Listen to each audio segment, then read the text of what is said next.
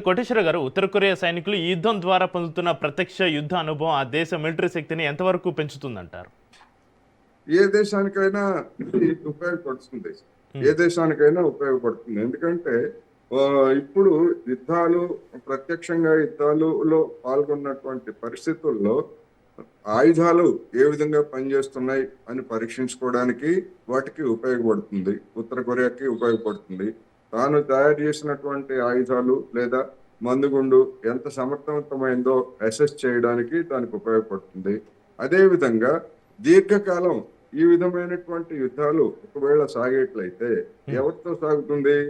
పక్కనే ఉన్నటువంటి దక్షిణ కొరియాలో తిష్ట వేసినటువంటి అమెరికాతో సాగుతుంది.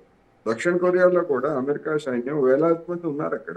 ఓకే. ఏమిటి ఎందుకు అంటే ఉత్తర కొరియా వాళ్ళు దక్షిణ కొరియా మీద దాడి చేస్తారు అని చెప్తున్నారు. నిజానికి కుదిరినటువంటి ఒప్పందం ప్రకారం కుదిరినటువంటి ఒప్పందం ప్రకారం రెండు కొరియాలను కూడా విలీనం చేయాలి.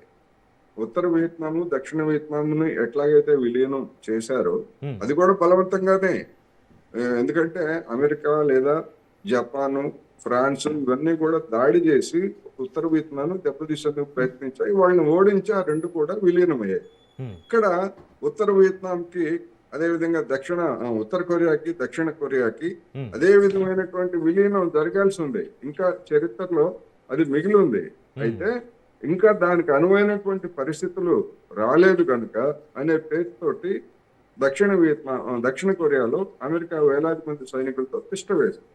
అంతటి అమెరికా సైనిక శక్తిని ఓడించేటువంటి సత్తా ఉత్తర కొరియాకు లేదు కనుక అది హ్మ్. సమయం పాటిస్తూ ఉంది. మధ్య మధ్యలో గిల్లి గజ్జాలు ఇట్లాంటి రెండు వైపుల నుంచి జరుగుతూ ఉంటాయి.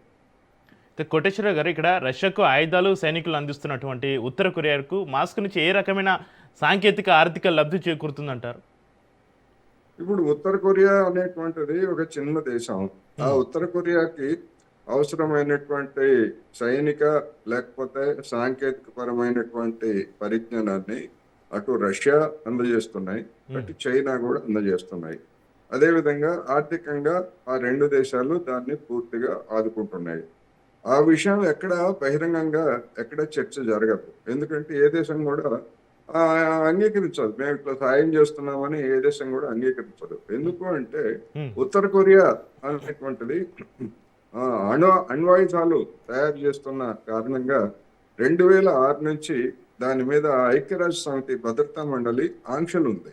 ఆ ఆంక్షలతో పాటు అమెరికా కూడా అదనంగా ఆంక్షల్ని విధించింది.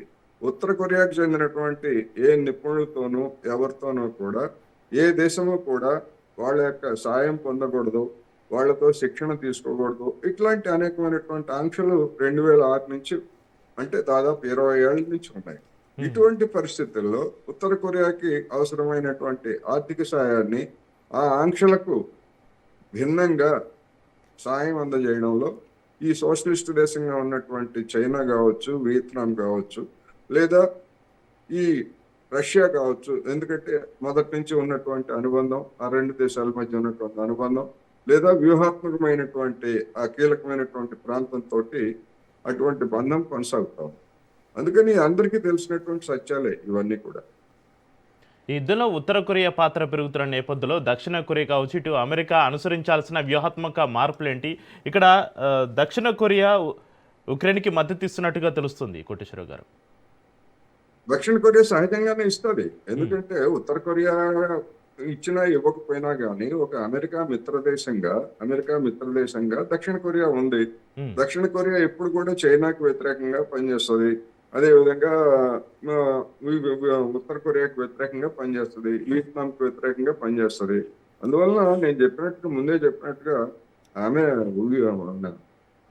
ఉక్రెయిన్ కి ఒక నాటో దేశాలే కాదు, హ్మ్. జపాను లేకపోతే ఆస్ట్రేలియా, నాటోలో లేనటువంటి ఆస్ట్రేలియా లేకపోతే దక్షిణ కొరియా, ఇట్లాంటి దేశాలన్నీ కూడా పరోక్షంగా సాయం చేస్తున్నాయి. సాయం చేయకపోయేట్లయితే 4.5 సంవత్సరాలుగా రష్యా అంతటి మిలిటరీ శక్తిని తట్టుకొని ఉక్రెయిన్ ఆర్థికంగా ఇప్పటికే ఎంతో నష్టపోయింది.